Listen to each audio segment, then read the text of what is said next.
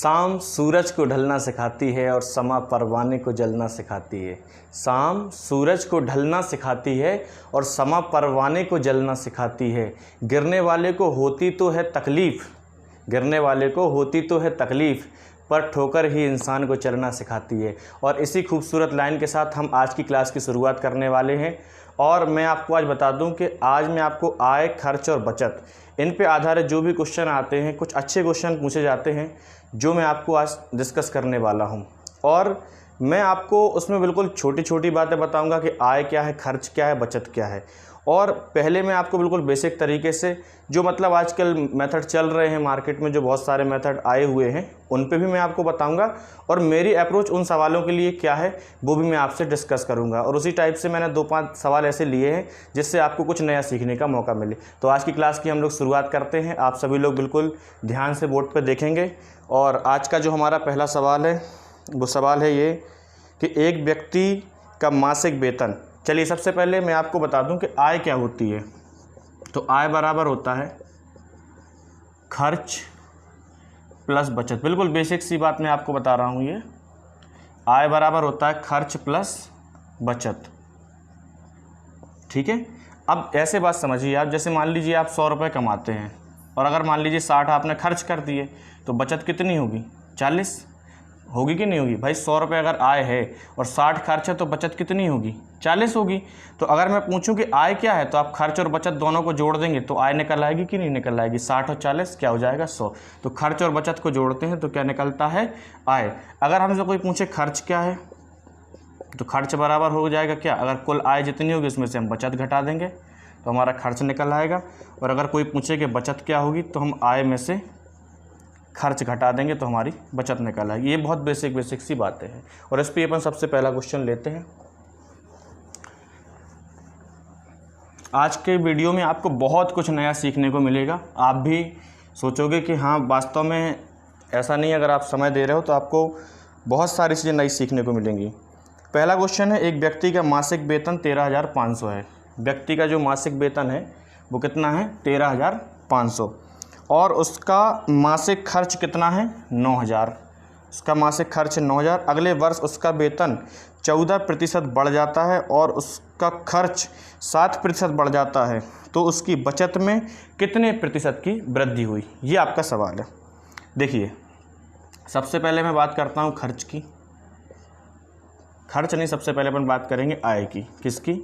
आय की। आय दी गई है 13,500। खर्च कितना दिया गया है? खर्च दिया गया है 9,000। तो आप बताइए कि अगर आय 13,500 है और उसमें से 9,000 खर्च करता है तो बचत कितनी होगी? तो आप बोलोगे बचत निकालनी है तो 13,500 में से 9,000 घटा देंगे तो क्या आएगा? 4,500। मेरे ख्याल से इतनी लाइन आपको समझ में आई होगी।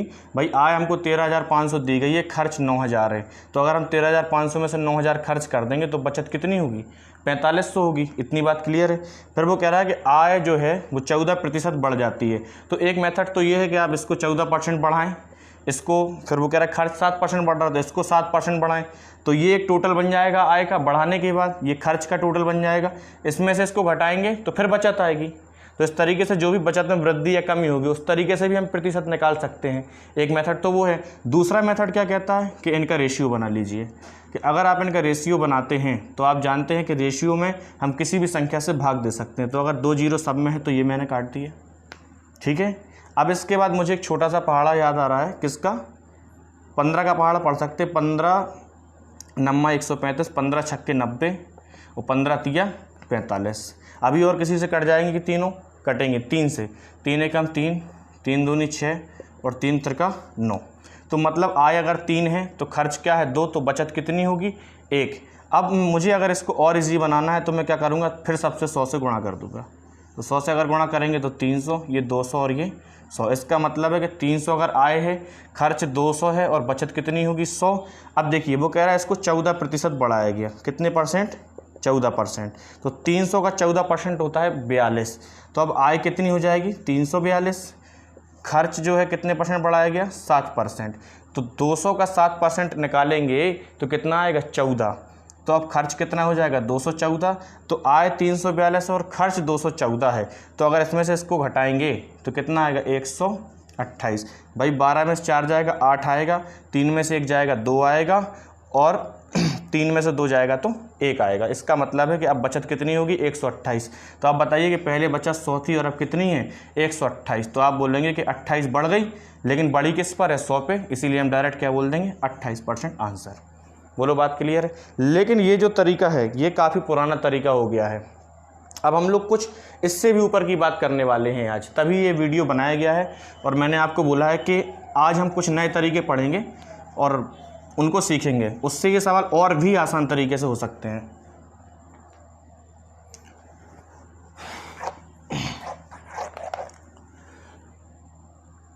देखिए इसका एक और तरीका मैं आपको बताता हूँ। जैसे उसने बोला कि खर्च,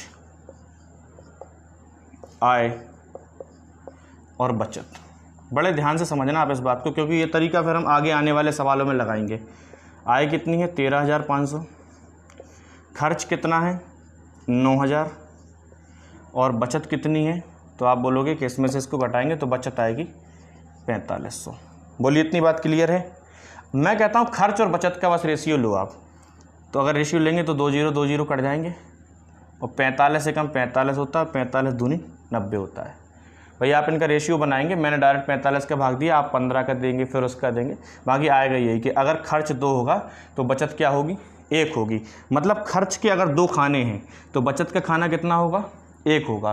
तो मैं आपको एक बात और बता दूं कि जब हमारी आय बढ़ेगी,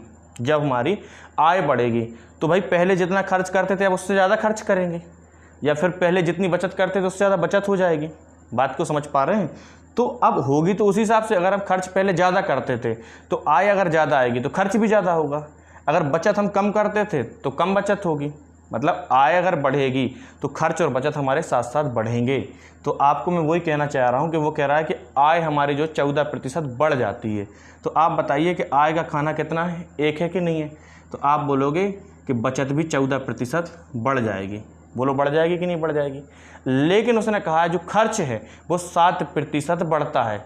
तो आप बताइए कि खर्च अगर सिर्फ 7% बढ़ता है तो खर्च को, जब भाई आय 14% बढ़ी है तो फिर खर्च भी 14% बढ़ना चाहिए, तब तो कोई बात नहीं है, बचत भी 14% ही हो जाती। लेकिन वो कह रहा है कि खर्च जो है वो सिर्फ 7% बढ़ता है। इसका मतलब जो है कि 7% की और बचत हो जाती है। बोलिए होगी कि नहीं होगी। तो भैया अगर 7% खर्च बचता है और खर्च के खाने 2 हैं तो आप बताओ कि टोटल खर्च और कितना बच जाएगा। तो 2 का गुणा अगर हम 7 से करेंगे तो 14% और बचत होगी। तो आपने देखा कि 14% की बचत यहाँ थी और 14 की यहाँ, और दोनों को जोड़ेंगे तो कुल बचत अब कितनी आएगी। तो आप बोलोगे 28%। बोलो बात क्लियर है कि नहीं। बात समझ में आ रही है। अगर नहीं समझ में आए तो आप फिर से एक बार देख लेना। बाकी आगे मैंने इसी टाइप के कुछ और क्वेश्चन लिए हैं तो उससे आपको बात क्लियर हो जाएगी।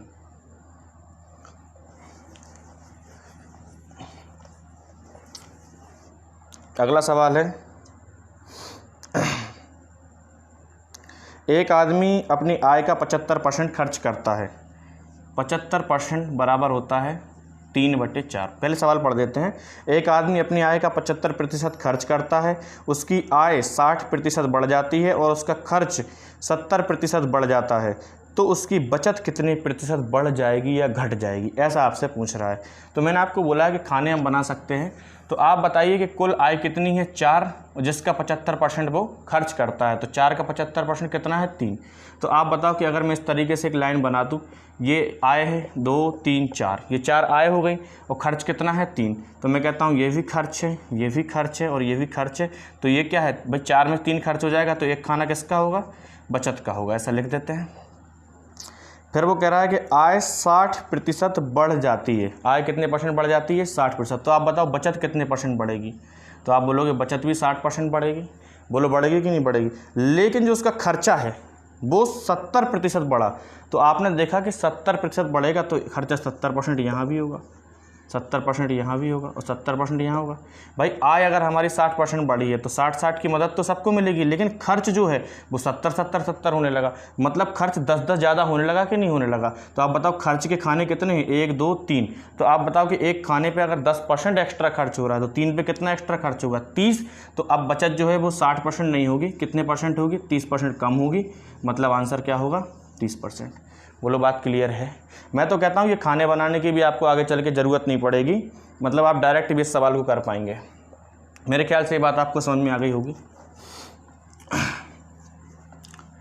आज तो गर्मी रिकॉर्ड तोड़े पड़ी है, क्या हो गया आज गर्मी को। खैर कोई बात नहीं भाई। उसने कहा कि 60% बढ़ जाती है, तो भैया अगर 60% बचत बढ़ेगी, लेकिन हम जानते हैं कि 75% बराबर 3/4 होता है, तो खर्च होगा 3 तो बचत होगी 1। तो अगर 60 की बचत है लेकिन खर्च जो है वो 60 नहीं है, वो कितना है 70 है, इसका मतलब 10 ज़्यादा है। और भाग कितने खर्च के 3, तो 10 दिया 30% की बचत कम होगी, मतलब बचत कितनी हो जाएगी अब 30% और बढ़ जाएगी। बोलिए इतनी बात अब क्लियर है। अगला क्वेश्चन हम देखते हैं। एक आदमी अपनी आय का 80% खर्च करता है, यदि उसकी आय 35% बढ़ जाती है और उसका खर्च 37.5% बढ़ जाता है, तो उसकी बचत कितने प्रतिशत बढ़ या घट जाएगी, ऐसा आपसे कह रहा है। तो आप बताओ कि 80% बराबर क्या होता है। तो 80% बराबर होता है 4/5। तो वो कह रहा है कि 80% बराबर 4/5 होता है। इसका मतलब ये है कि खर्च के भाग कितने होंगे 4, तो बचत का भाग कितना होगा, आप बोलोगे 1। आय उसकी अगर कितनी परसेंट बढ़ गई 35%, इसका मतलब है कि बचत में 35% की वृद्धि होगी। बोलो ये मानते हो आप, ठीक है। उसका खर्च जो है वो 37.5% बढ़ा, तो आप बताओ कि ये चीज़ तो 37.5% बढ़ी, तो आपने देखा कि ये कितना ज़्यादा बढ़ गया, तो आप बोलोगे 2.5% एक्स्ट्रा बढ़ रहा है ये तो।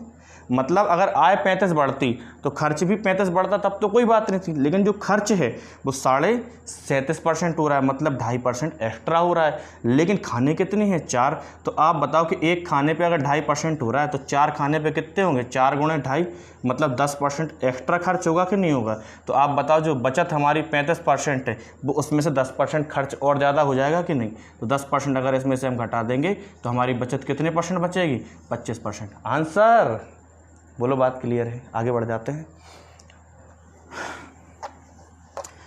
अगर आपको लगे कि कोई बात नहीं समझ में आ रही है तो आप कमेंट के माध्यम से मुझे बता देना, और भी कोई दिक्कत हो तो भी बता देना।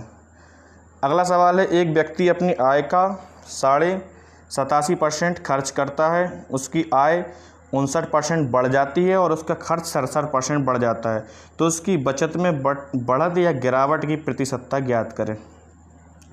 तो 87.5% बराबर क्या होता है।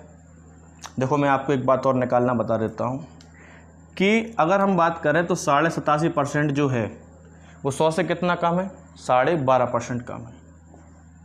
कितना कम है, 12.5%। भाई 87.5% कितना कम है, 12.5%। 12.5% बराबर क्या होता है, 1/8 हम जानते हैं।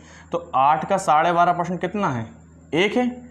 मतलब अगर 8 है तो 8 में से 1 कम होगा इसका मान, मतलब कितना होगा 7/8। आप निकाल के भी देख लेना तब भी 7/8 ही आएगा।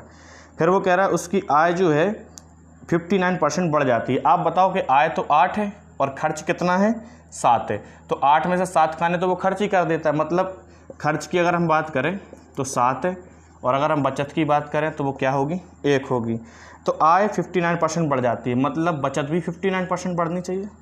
लेकिन वो कह रहा है कि उसका जो खर्च है वो 67% बढ़ जाता है। ये तो चीज़ 67% बढ़ी, तो आप बोलोगे कि भैया 8% एक्स्ट्रा खर्च हो रहा है। तो आप बताओ खाने कितने हैं 7, तो 7 पे कितना खर्च हो जाएगा एक्स्ट्रा, 56%। इसका मतलब बचत 59 नहीं होगी, 56% कम होगी।